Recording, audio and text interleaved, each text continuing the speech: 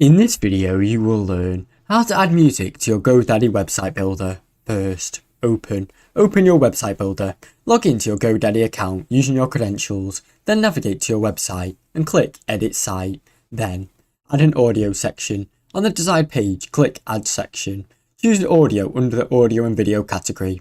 Select a layout and click Add. Customize the audio section. Add a title, description and accent color if needed.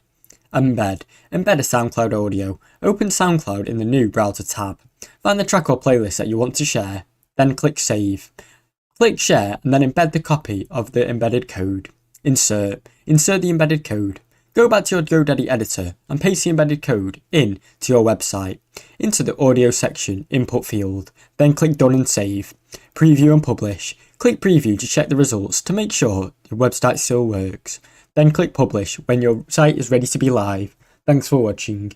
Don't forget to like and subscribe.